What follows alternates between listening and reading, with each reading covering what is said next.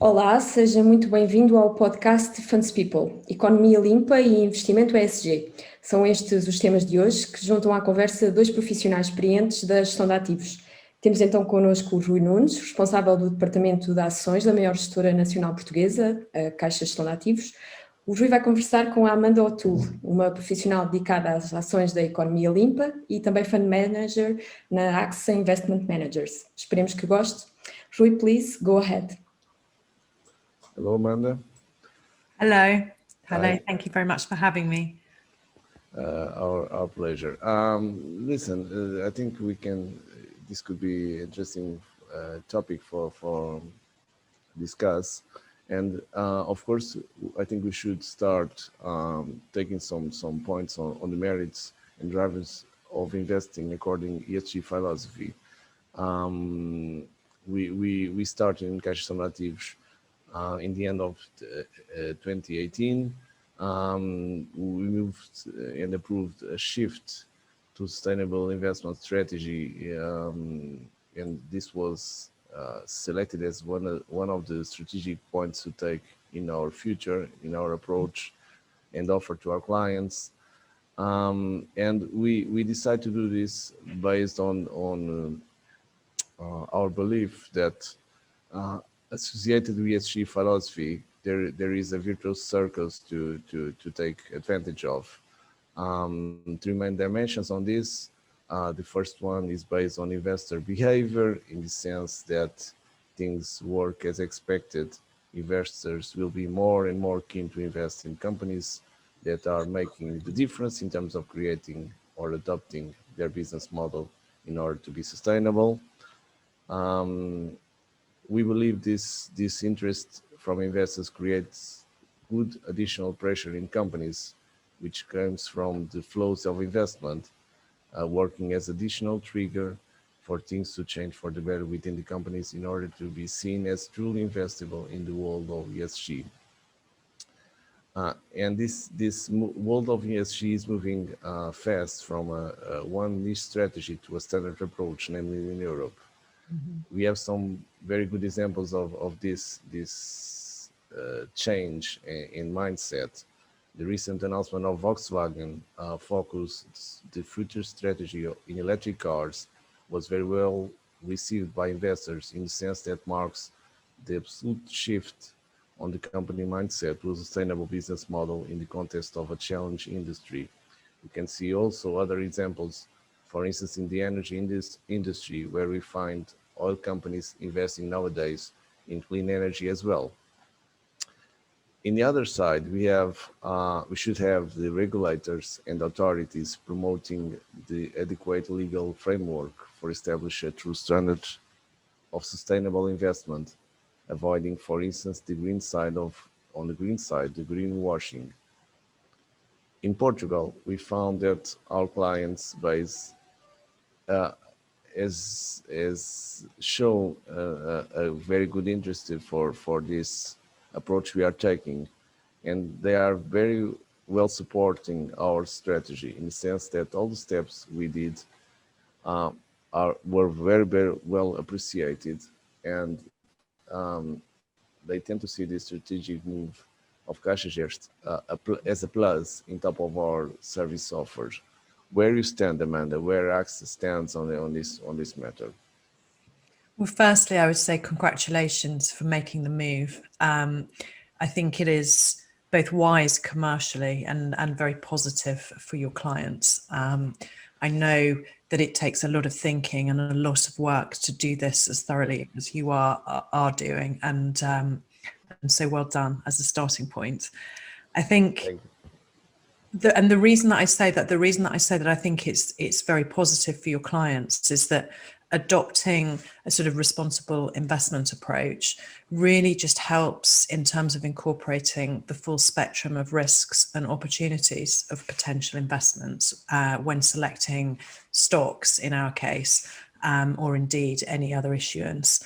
And we do that in order to build a resilient portfolio from which we would seek to be driving sustainable returns. And that's why I think fundamentally why I think it's very important for clients. And And just to get a sense of how that works in practice, to me, there are two sides to this responsible investment approach. And the first is about ESG, which is really about risk identification and mitigation. So here we're looking for the environmental, social, governance characteristics of a company, trying to identify non-financial risks within the business model. And that obviously then helps us to assess the resilience of a company. And that should contribute towards our considerations of whether or not we would want to hold a business, and indeed at what valuation we would find it attractive. I think then moving forward from that, having identified risks that may put us off an investment, there's then a process to go through to work through whether or not it's possible for that risk to be mitigated. And obviously that can involve conversations with management to understand what practices they're prepared to put in place in order to improve. And actually that's one of the first ways that we would see a drive towards positive progress through an investment. But just to take a step back and just think about why the ESG risks would matter, the environmental footprint of a company essentially equates to its cost base, and I mean that directly as carbon becomes increasingly a financial cost, as the use of energy, water, etc., is a chargeable input into a business model. But the second reason that the environmental footprint matters is actually increasingly a good footprint can be a driver of market share gains. So if we think about consumers and the consumer goods companies they want to buy from, or we think about the sort of supply chain policies that corporates increasingly put in place, being ahead of your peer group in terms of your environmental footprint can be a very, very positive message in terms of market share. And then the second factor, the social aspects. This is really about stakeholder relations. I'm not going to go through all of the different ways we might think about this, but if you take one example of labour, sort of securing talent and then retaining that talent, having strong practices in this regard can differentiate from an employee's perspective one business over another. So if you're a growth company, one of the challenges to growing can be securing the talent that you need for that. Having a strong social set of characteristics can support you in securing that labour. Many other examples, but that's one of the reasons it's important. And finally, the G, the governance, clearly a well-composed board with members that have appropriate skills and sufficient time to dedicate should make better strategic decisions, and that's very positive for shareholders. So from a sort of a risk assessment and mitigation standpoint, that ESG part of the responsible investing is very, very positive, I think, for clients. The other side of this is the impact considerations. And here what we're thinking about is sort of trying to articulate an area of opportunities. So if impact is investing for positive change, and usually we frame that within the UN Sustainable Development Goals, those Sustainable Development Goals set out areas of unmet need. And in the sort of considerations around the planet, the environment, this means companies who can help to support and to deliver the energy transition, resource preservation, etc. Now, I think it's very, very clear to all of us that there is a growth opportunity here. If we look out towards 2050, there is an enormous need for the adoption of sort of clean energy services and the associated products. So selecting companies through the lens of those sustainable development goals, identifying the leaders, those companies that can help to deliver the transition, is one of the ways that we think about the stocks that should benefit from long-term visible growth opportunities. So on the one hand, responsible investing is risk mitigation. On the other side, it can be about identifying sort of long-term visible growth. And that's why I think it's so important for your clients. On the impact side, we nowadays we are not doing any major work in that front, but this is something which is in our mind as a goal to do in the near future. Nowadays we have been trying to be realistic and with the conditions we have, and so we took a more gradual approach on this matter, and we have been doing growing investment in order to comply with the requirements and the needs associated with this. We are quite aware of, and we share the view that you told us regarding the relevance of understanding the risks and opportunities of ESG investment portfolios. We have been taking approach which has been focused initially was based on exclusion. The initial steps were the basic ones, excluding controversial industries from our universe, namely non-conventional arms, coal mining, pornography, gambling, tobacco, for instance. But we decided to move and do another step, which was based more and more in integration, taking the advantage of not just the best-in-class companies within the sectors and so on, but also try to reward companies in which we see a real effort to improve and to adjust their business model. Like I mentioned before, the Volkswagen example is a very good one. This was a company which was out of the radars of investors for years, based on what happened some years ago. But nowadays, with their focus and their new mind, let's call it new mindset, this trigger interest from a large part of investors. And it's funny that even the third parties, research companies which look into this, of course, did a material upgrade in their ratings, although they continue to be a little bit suspicious about, namely the G on the process. They took the D as a plus in that sense, and they give credit to their effort.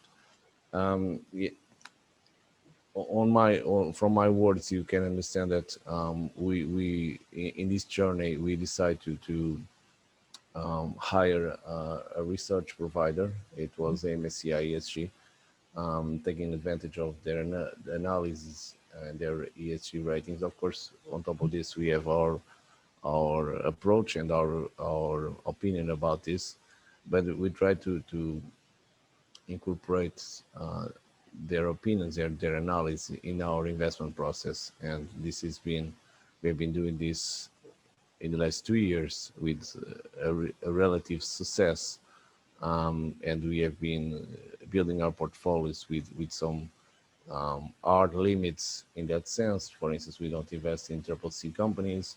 We have a minimum level of ESG companies with a rating within our portfolios. So it tends to be a 85% minimum level. And on top of this, and this is, to be frank, this was more a recent effort, we have been pushing more and more the engagement side with companies. Once again, we look to have an external partner in order to help us in that front. And of course, we have been taking our participation in AGMs and voting more and more in the companies in order to help and to do our best in order to improve things and help or pressure, in some cases, companies and do what we believe is the right way to do in order to create a more sustainable business model, like you mentioned before. One of the things that I found in the last months more and more discussed within this ESG thematics has been a move, and I found this quite a fast move from the previous doubts about the long-term merits of investing in ESG companies, companies who promote ESG, versus the actual level in which some people make questions if we are not living in a bubble valuation on these thematics. And this is, in fact, after some years of outperformance on these ESG strategies, this bubble fear move on top of investors personally, I don't believe that this is the case. It's true that we have seen lots of inflows, and this is the segment on the investment side that is moving and growing faster in the last years.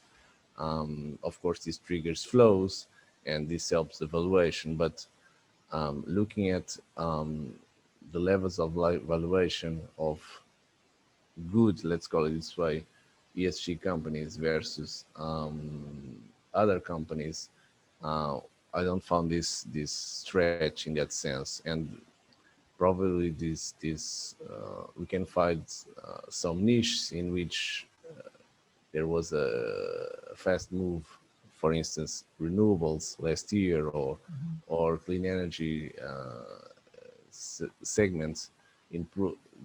We had some recent profit taking, but nevertheless, the overall picture for ESG stocks looks to me as if we are in okay valuation side. I don't know, what's your opinion about this?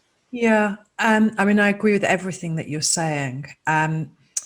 To me, if we think about sort of the sustainable investing approach and ESG analysis in particular, what that's really doing is helping us to understand the businesses that we might want to invest in. So it's helping us to, get a proper perception of what a company is.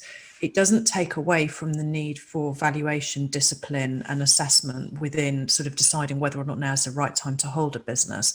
I think the two sit very neatly together, because the better you understand the risks and opportunities of a company, the more efficiently you should be able to value it and to work out what you do or don't want to pay for it. And so, I still think that that ESG assessment is an extremely important sort of step in terms of understanding a business. And then from there, I think it remains as important as it ever has done to think about what price you're prepared to pay for those assets. Now, actually, I do think that companies with strong ESG profile do, all else being equal, deserve a premium to those companies that don't, for instance, have a proper board operating in shareholders' interests with the proper disclosure so that we can understand and measure and hold that board to account. And I think we ought to be paying, a premium for a business who is managing its environmental footprint properly, such that as we start to think about the costs of energy and carbon emissions, etc., rising, it's better positioned than its peer group. So I do think some element of a premium in some areas is appropriate for these higher quality companies than the broader index. And in particular, I guess those businesses that are focused in areas that we deem to be sort of societal and environmental bads, where the economy and the world is moving away from them, and therefore they face the obvious risks around that transition. So I do think there are reasons for some premium, but as I say, I think valuation discipline is as critical when investing with an ESG mindset as any other. We have, as you rightly say, seen strong flows associated with the enthusiasm around the energy transition and inflows into ESG and responsible investment strategies, which have had at the end of last year and the start of this year driven up some niche areas of valuations, as you say. But I think investing actively and intelligently and understanding one's universe, we ought to, as investors, be able to navigate those. There are many, many high quality ESG businesses around the world, and we don't have to own them all. In an active portfolio, one can select those stocks where that hasn't been an issue and start to try to navigate these areas of momentum and sort of short-term stretched valuations in just the same way that we would do with any other sort of structural growth investing approach. And then, coming behind that, what I would say is that if you think about something like the energy transition, you think about the net zero commitments that we have around the world, 68% of global GDP is now under a net zero commitment of some sort. What that means is that 68% of the global economy has to start to buy sort of clean energy, energy efficiency, etc., for the next 25 years to hit those 2050 targets. That is very, very strong visibility of long-term structural growth. And actually, I don't necessarily think that we have approached a point where valuations across the board reflect the strength of that opportunity. There is a long, long way to go in what is an area of the market where this demand isn't dependent on the macro cycle, it isn't dependent upon the sort of short-term political issues that we see around the world. It is very, very strongly underpinned. So, I do think that it's still worthy of attention. And actually the market recognises that. And if you think aspirationally about where your clients want to be in terms of investment in this area, the same is true for institutions around the world. Actually, current allocations are well below the aspirational target focus here. And so I would expect to continue to see flows over the next sort of years to come as that allocation catches up with where people want to be in terms of their ESG exposure. So as with any other area of the market, really what it means is that we need to focus on the valuation and we need to focus on stock selection to make sure we have the right businesses for the long term. But I don't think that does away from the benefits of investing from a sort of ESG mindset. You mentioned already and we discussed already the interest from clients. It's funny that when we start looking at these thematics in more detailed approach, which, as I told you, was like 3 years ago. In that time, I remember that things were based on surveys and the millennials of this world, Generation Z, which were pointing for these kind of teams could be a driver for their investment. And like you said, at least in Portugal, as I told you, we have been seeing some interest from our clients and total support for this matter, but we didn't have yet a real boom in terms of interest. So, but we are like a small country in the world in that sense, and of course in Europe these kind of teams are more investable nowadays than in the other parts of the world, and people where we see the higher flows have been here in Europe. But what's your opinion about surveys which continue to point in the same way versus the potential of growing this market even to a more higher levels of interest, a real interest, because in Portugal we didn't see yet, at least. Yeah. So I think it's happening. The thing is, there are a lot of different merits associated with responsible investing, and different parts of the market and different clients are coming to this way of thinking about the world for different reasons. So you're right, we certainly see that sort of millennial interest in positive impact and certainly in doing no harm. Slightly different perspectives depending on who you talk to, but I think both ESG and impact investing have a role to play in providing a product that meets those requirements, whilst also allowing clients to invest for the very long term with sort of stable, visible returns. And that's clearly very, very important, particularly in such an uncertain world. And that is certainly one driver of interest that we see. Actually, where I think we've seen some really, really big shifts recently has been a more sort of financially focused growth mindset, just the recognition that this is happening now and that this is a really, really visible growth opportunity. And so if you take that 68% of global GDP that we were just talking about, back in February of last year, that number was 49%. It's a huge step up in terms of interest. And if you think about the big blue chip companies around the world who very publicly made these commitments now, I think that has attracted the attention of investors who simply want long-term growth, quality companies that will deliver long-term growth in terms of shareholder returns. And actually we see a lot of interest from that sort of background. People who just recognize the opportunity here. And then, another aspect of this is that the businesses that are at the forefront of this transition are going to benefit on a relative basis as we move further down the line of sort of taxing and charging for carbon emissions and the use of energy. And if we have clients who have a lot of exposure to that old world, to those carbon emissions, and to the sort of inefficient old parts of the energy structure. And actually investing here can be a way for them to start to hedge that risk as they think about how they will transition their exposure over the coming decades. And one obvious sort of first step is to start to take some exposure to the opportunity the other side of one's expectations that carbon costs around the world will rise.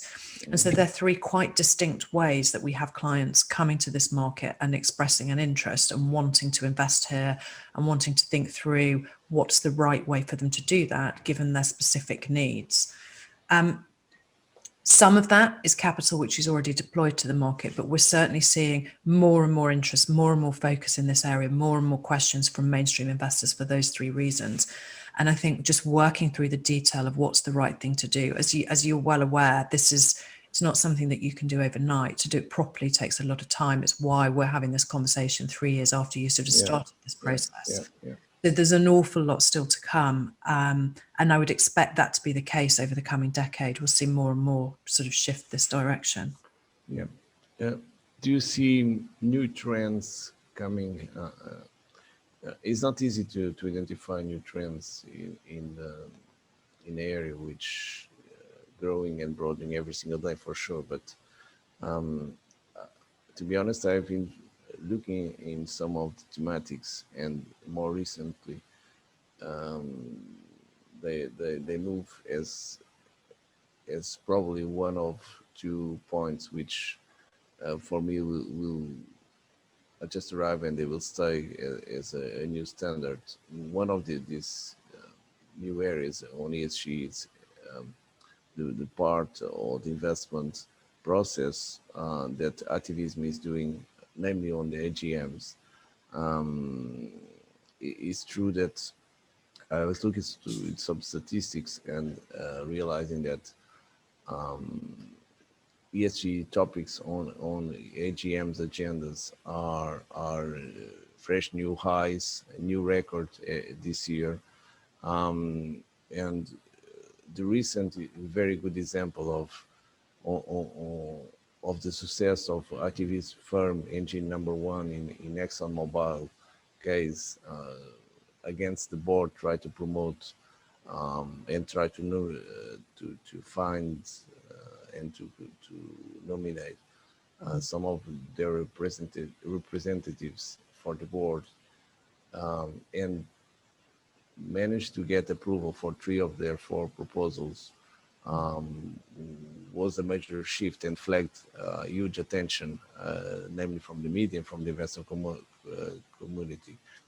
Another angle which I think is very important nowadays and is on ESG we have the E, the S, and the G, and I think we agree that the S was a little bit behind, and this pandemics, and all the focus we had in the last months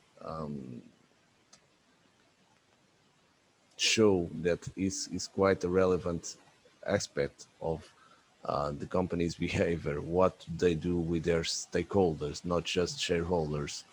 And this proved to be a successful factor which made a difference last year in terms of performance, and moving, for instance, from the government side, which was critical, namely in the last financial crisis, not so critical nowadays, because, to be honest, we see good governance as a standard for every single company we invest. Nowadays, as an investment point, will not make any kind of sense to choose to invest a company which we identify bad governance. So the S was behind, and nowadays I think is at least very close to the E, I believe, which is in front, and the G after the financial crisis turns to be more important as well.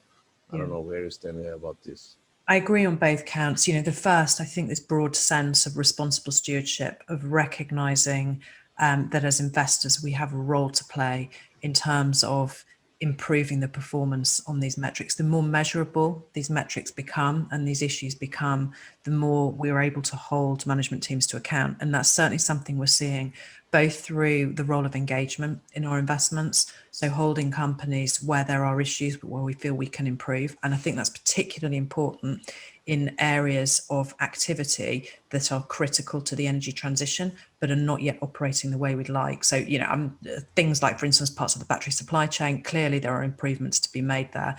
It would be irresponsible to pretend that we don't need an industry like that in order to deliver the electrification of vehicles as part of the energy transition. But we do need to seek better environmental standards in parts of that industry. For instance, do that through an engagement process. And we can also do it, as you say, through voting. And I think that both of those areas are sort of growing parts of responsible investment processes. And I agree also that whilst governance has been perhaps the first to be recognised as having economic value and being of significant importance, and then we've looked more and more at the environmental aspects, I agree also that, you know, social is becoming a greater and greater consideration. I think there's a growing recognition that there is economic value and actually just societal value in improving on an S score. So in both of those areas, I would say that we're seeing growth and more sort of recognition from investors that we have a role to play here. Okay, Amanda, we have to finish. Yeah. Thanks a lot for your thoughts about these thematics. Many thanks.